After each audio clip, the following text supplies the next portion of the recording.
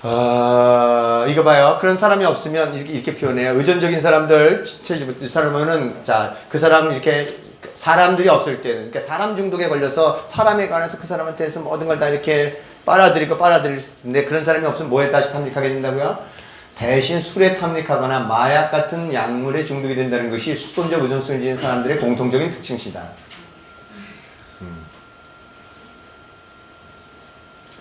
이게, 그것은 부모의 사랑이 결핍된서부터 처음 시작된다.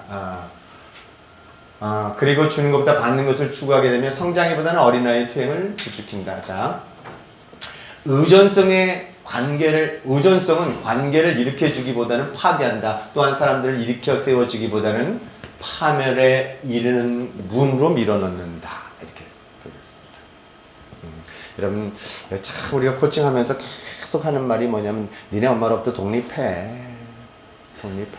더 이상 니네 엄마 오지 않아. 기다려봤자 소용없어. 이렇게 하는 거 있죠? 그게 뭐냐면 이 의존성을 줄이는 과정인 거예요. 니네 엄마 기다려봤자 오지도 않는데 뭘 그렇게 자꾸만 울고 있니? 이렇게 계속 그 얘기를 하고 있다는 뜻입니다. 자,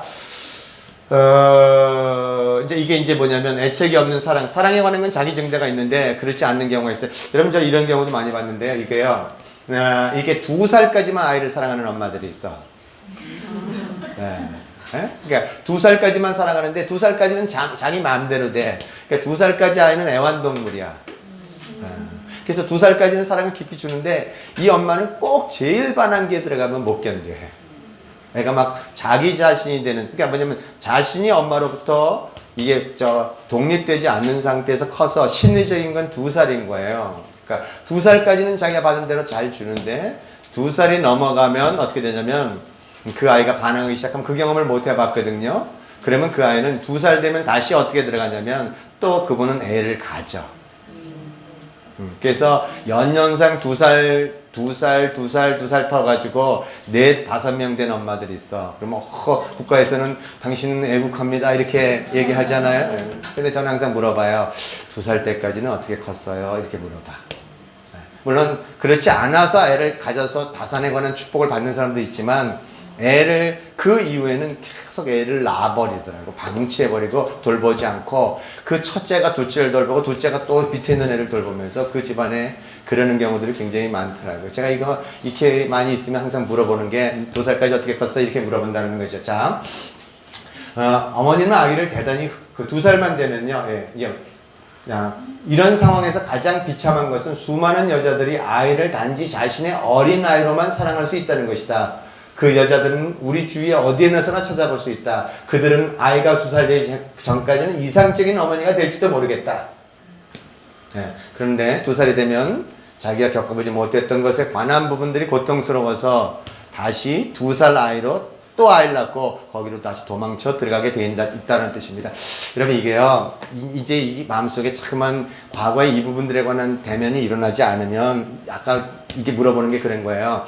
자신의 부모가 애를 낳았을 때 자신을 행복하게 안 바라보면 결혼을 해서 애를 낳는 게 되게 어려워요. 왜냐면 불행의 시초로 빨려 들어간다라고 믿고 있어. 자기 부모가 자기를 키우면서 되게 힘들어 했다라고 하잖아요. 그러면 내가 아이를 키울 때도 그렇게 될 거라는 미리 예상을 갖고 있는 거야.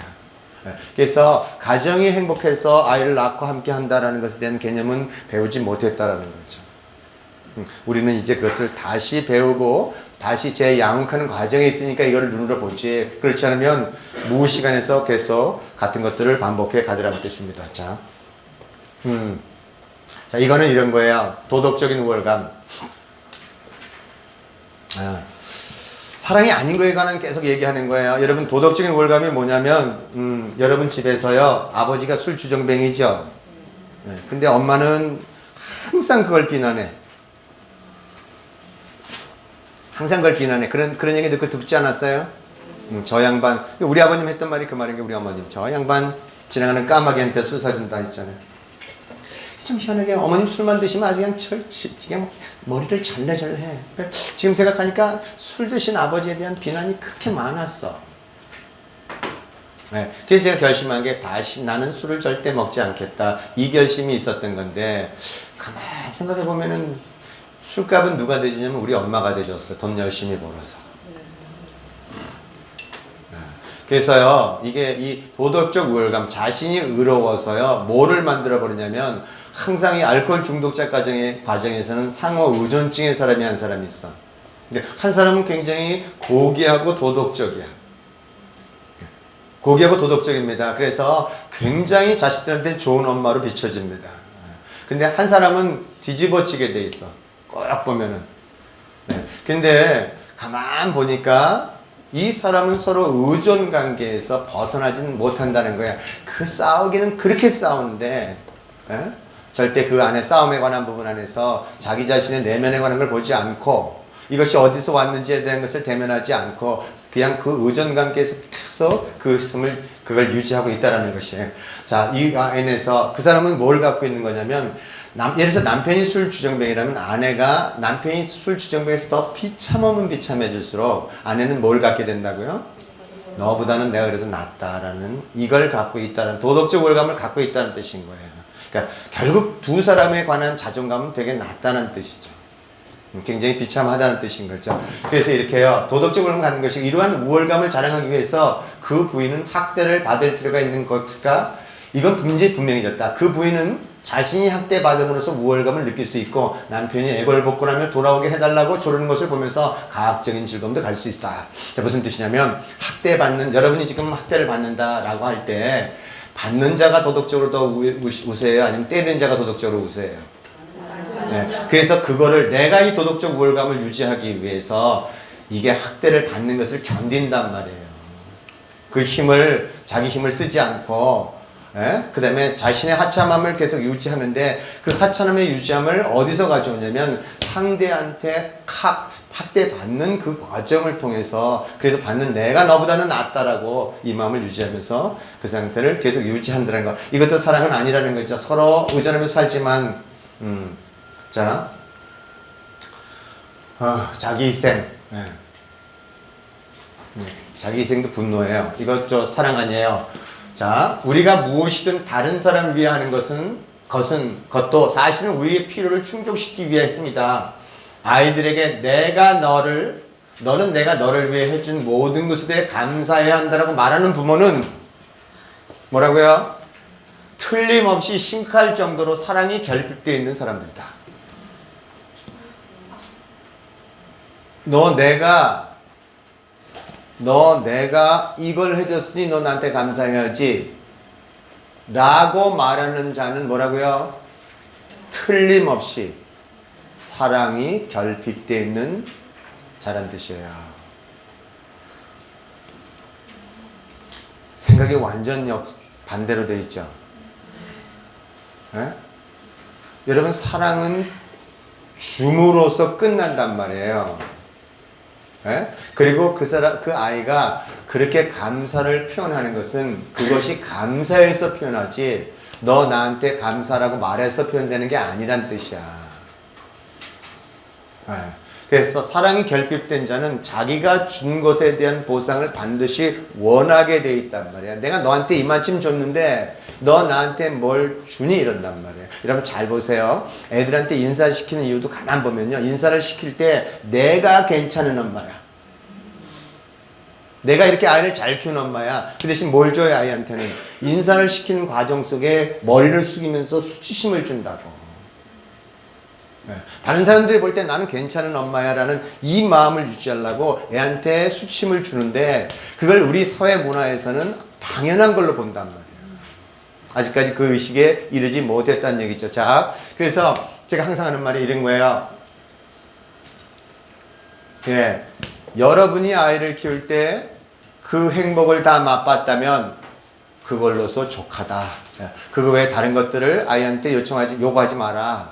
이미 여러분들이 다 받은 거기 때문에 했잖아요. 순수하게 사랑을 하는 사람은 사랑의 기쁨을 알고 있다. 우리가 순수하게 사랑할 때 그 이유는 우리가 사랑하기를 원하기 때문이단 말이에요. 여러분, 너네들 때문에 너 때문에 너네 아빠하고 이혼 안 했어? 여러분의 어머님이 원해서 안 한 거지. 여러분 때문에 안 할 리는 없다라고 얘기했습니다. 어떻게 표현해요? 우리가 무엇이든 다른 사람을 위해 하는 것은 사실 누구를 위해서 한다고요? 예, 우리의 필요를 충족시키기 위한 행위이다. 이게 진리야. 그럼 여러분의 부모님은 자신의 선택에 의해서 이혼을 안 한 거지. 여러분을 위해서 이혼을 안 한 거가 아니란 뜻인 거예요. 따라서 어떻게 하시라고요? 여러분 부모님이 그렇게 사신 것에 대한 생을 책임질 필요가 없다고요.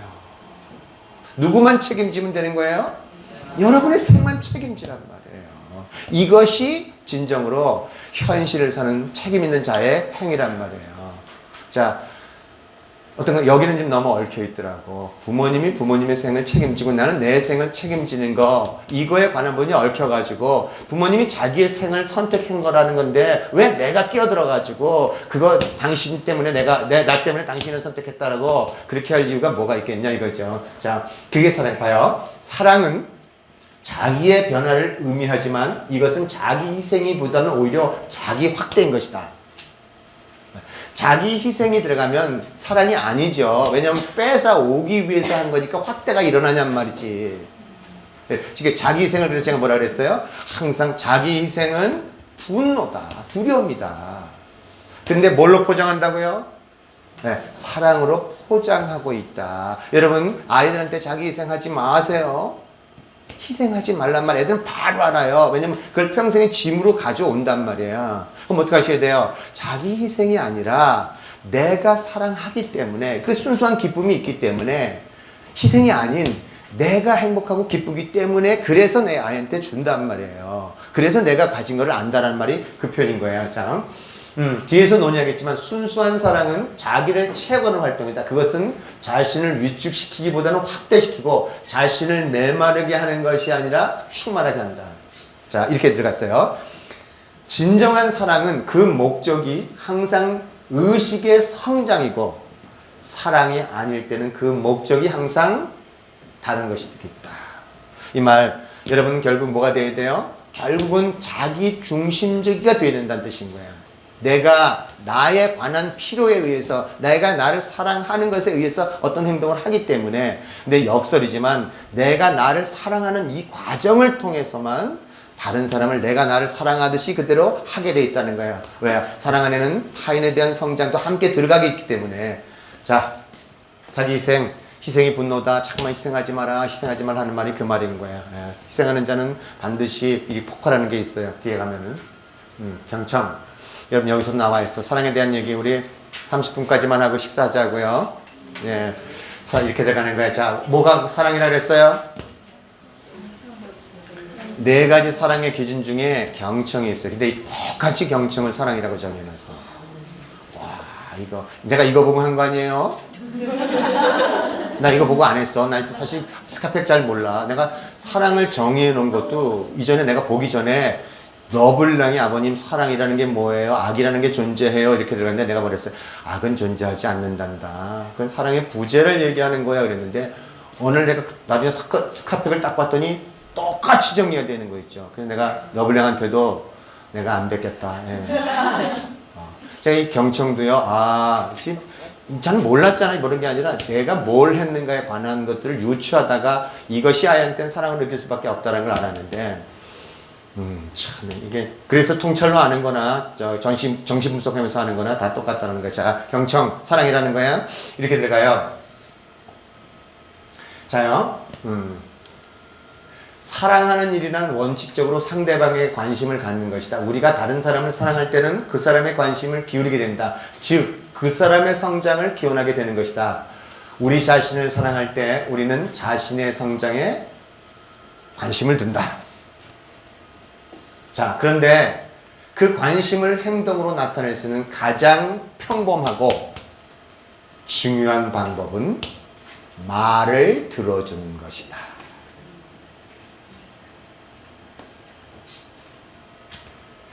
야, 내가 얼쳤다고 말 들어주고 있냐? 피곤해 죽겠는데. 그렇지 않아요? 근데요, 여러분 여기 앉아 계신 분들은 치유자가 되실 거예요. 치유자, 사회 지도자가 되실 거고, 나가서 강사도 되실 거고, 여러 분야로 하는데, 핵심이 뭔지 아세요? 핵심이 뭐냐면, 이 경청이야. 아무것도 안 해도 괜찮아. 여러분, 저 사람을 내가 만났는데 아빠를 만나서 나 상담할 줄 몰라. 나 저거 어떻게 되게 두려워 있잖아요. 어? 그거 고민 가져가지 마세요. 뭐만 하시면 된다고요? 그냥 내가 지식도 없어. 아무것도 없어. 에? 근데 뭐만 하면 되냐면 그냥 온 힘을 다해서 그 사람이 말하는 것만 들어주면 돼. 그러면 내가 치유해? 그 사람이 치유해요? 그 사람이 치유해. 그럼 그 사람 가면요 너무너무 좋아해. 막 이렇게 너무너무 훌륭한 치유자한테 내가 만나서 내가 이렇게 사랑받아서 내가 치유됐다고 공은 다 나한테 돌려. 여러분 하음맘이라고 아세요? 지랄발랄 불량요가의 하음맘 아세요?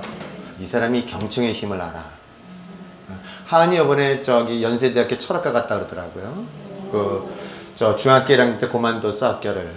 그리고 매일 춤추고 봉사로 다니고 놀러 다녔어. 근데 이번에 연세대 철학과 갔다는데 이 사람이 경청의 힘을 알았는데 경청이 여러분 돈이라는 거 아세요? 이 사람은 누굴 만나잖아요. 만나면은 그 한맘이 보험을 해. 보험을 하는데요. 뭘 가가지고 보험은 설명을 안 해. 그냥 가서요. 그 사람 얘기만 듣고 있어. 막 언니 막 있잖아. 막 울고 통곡하고 가잖아. 그리고 나중에 한 말이 근데 그 사람 지나면서 한 말이 내 사인은 어디에 해야 되죠? 이래요. 그 보험 약간 다 나오잖아. 그 안에 다 나오잖아. 중요한 건 거기에서 신뢰에 관한 문제잖아요. 이 사람이 앞으로 어떻게 할 것인가. 근데 너무 얘기를 잘 들어주니까 이 사람이 너무 신뢰할 만한 사람이란 말이에요. 그러니까 뭐만 하냐면 가서 사인만 한단 말이에요. 돈 잘 벌어. 저번에 나한테 그거 온 적 있어요. 아버님 1년 동안 모아서 5천 몇만 원 저기 이렇게 기부하려고 자기 11조를 하는데 11조 사회에 기부하겠다고. 근데 5천 몇만 원인가 11조가 온 거야. 아버님 제가 그거 아버님한테 드리면 안 받으실 것 같으니까 자기가 알아서 기부한다고. 그래 기부해라. 나도 줘도 괜찮은데. 자 들어주는 거. 자 이봐요. 당신이 들어주면 이렇게 되는 거죠. 요거만 하고 마무리하자고요. 참으로 들어주는 일은 진정한 사랑에서 우러나는 노력의 결과가 아니면 불가능하다. 저 이 말 무슨 말인지 이해가 돼요. 들어주는 거 참 힘들어요. 특히 여러분 내면의 깊은 얘기를 들어주고 이럴 때는 쉽지 않아요. 그리고 조금만 딴 생각을 가면서 안 들어. 자 그런데 들어주면 이럴 거예요. 왜? 우리가 6살 나이에 재밌는 이야기를 정신없이 주중에 들어주면 몸으로 치는 걸까? 자, 이렇게요. 첫째로 당신이 그렇게 관심을 갖는 것이 당신 아이에게 줄 수 있는 존중함의 가장 좋은 구체적인 증거가 되기 때문이다. 자, 그렇게 되면 아이는 자신이 사랑받고 있음을 온몸으로 느낄 수 있다. 그러므로 정신적인 성장은 물론 자신을 귀하게 여기는 건강한 사람으로 더할 수 있다. 둘째, 아이들은 자신이 귀중하다고 느끼면 느낄수록 귀중한 것에 대해서 더 많은 이야기를 한다. 아이들은 당신이 그들에게 기대하는 만큼 행동하라고 노력할 것이다. 자, 무슨 얘기죠? 들어주면 훈계할 필요가 없다.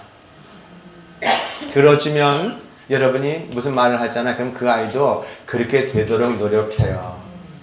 그렇게 하고 정말 들어준 자는 애들은 그 아이도 너무 잘 들어서요. 그 안에 자신의 들어주면서 굉장히 존귀함을 가졌기 때문에 나중에 여러분이 이렇게 해라 저렇게 해라 훈육하고 훈계하고 매를 들어야 되네 말아야 되네 할 이유가 없어요. 그거 얼마나 아름다운데 그 존귀한 자가 막 들어만 봐도 그냥 쳐다만 봐도 그냥 어떻게 할 방법이 없는데 이게 내 자식인가 싶을 정도에. 그리고 나중에 어떤지 아세요? 그 조그만 아이가 존경스러워. 자, 이게 봐요. 셋째로 아이들에게 귀를 기울수록 당신은 아이들이 말하다 쉬고 떠든거리며 순진하게 이를 데 없는 그 제자그림 속에서 아이가 참으로 가치 있는 소리를 하고 있다는 것을 깨닫게 될 것이다. 자, 뭐라고요? 위대한 지혜는 어린아이 입에서 통해서 나온다. 이것 때문에 들어주는 거예요. 여러분 아이의 말들을 잘 들어보세요. 그 아이는 가식이 없어. 정말 순수한 사랑의 상태에서만 말이 나와. 그래서 위대한 자의 의식과 아이들의 그 의식이 동일해요. 너희가 아이처럼 될 수 없으면 천국에 갈 수 없다는 말에 관한, 그래서 그 아이가 하는 말, 그 지혜의 말을 잘 들어보세요. 그것이 우리를 성장하게 한다는, 내가 아이를 키우는 것 같지만 거꾸로 어떻게 돼요? 사실은 내가 아이를 키우는 것 같지만 아이가 나를 키운다고. 내가 그동안 우리 부모로부터 못 받았던 것에 관한 부분이 뭔지를 알게 해주고, 그리고 그 아이의 무한한 그 순수한 사랑을 통해서 내가 누군지를 알게 되는, 궁극에 가서는 어떻게 된다고? 여러분이 누군지를 알게 된과 동시에 여러분도 그 아이처럼 그렇게 될 수밖에 없다는 거예요. 우리가 아이를 가르친다고 기른다고 생각하세요? 우리가 많이 준다고 생각하세요? 그렇지 않아요. 정말 많은 것들은, 정말 우리한테 가장 우리를 성장시켰던 그런 것들은 누굴 통해서 왔습니까? 우리 아이들을 통해서만 왔다는 뜻입니다. 자, 여러분 지금 제가 하는 얘기도 다 아이들이 한 얘기인 거예요. 푸르미의 입에서 한 얘기들 내가 주워 들어서 여러분한테 얘기하는 거예요, 지금. 자, 여기 봐요. 누군가 진정으로 자기 말을 들어주고 있다는 그 자체만으로도 눈부신 치료 효과를 내고 있는 것이다. 자, 뭐 하라고요? 가르치라고요? 네, 내가 뭘 주려고요? 아, 필요 없어. 그냥 들어만 줘. 애들 들어만 주면 잘 큰다라는 거. 자,